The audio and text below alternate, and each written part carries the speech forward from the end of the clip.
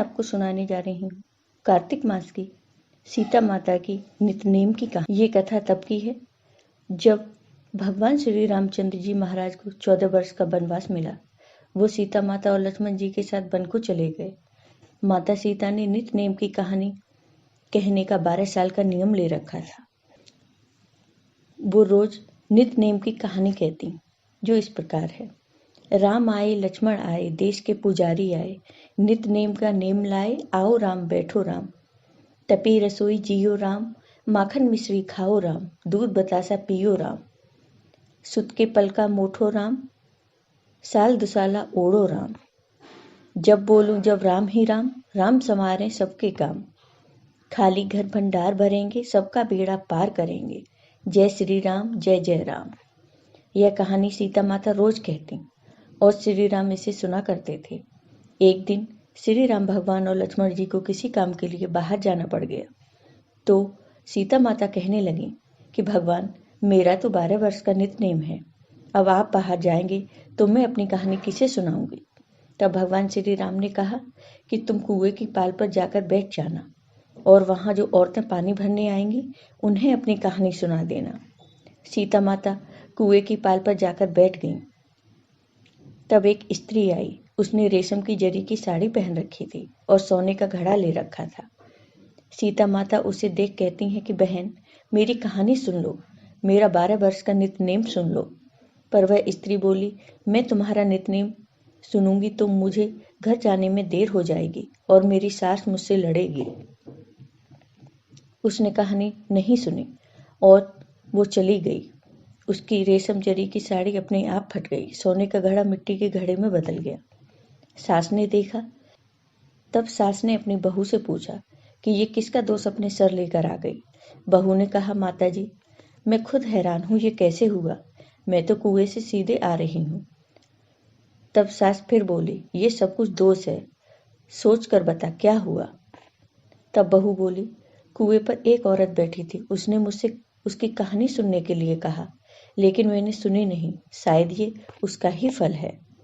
बहू की बात सुनकर अगले दिन वही साड़ी पहनकर और घड़ा लेकर सास कुएं की पाल पर गई।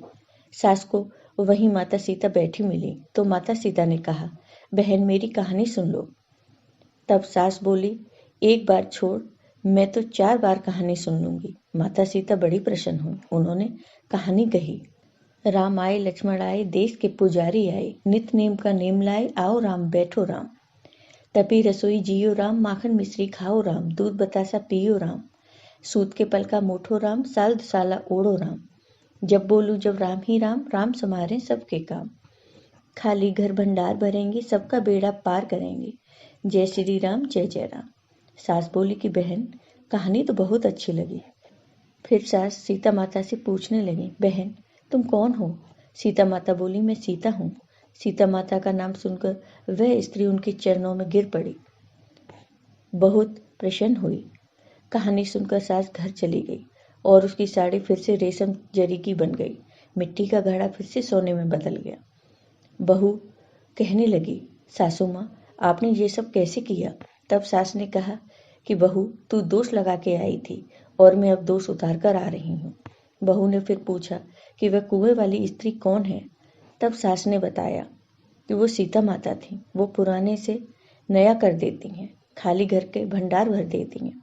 वे लक्ष्मी जी का वास घर में कर देती हैं। आदमी की जो भी इच्छा हो उसे पूरा कर देती हैं। बहू बोली कि ऐसी कहानी मुझे भी सुना दो।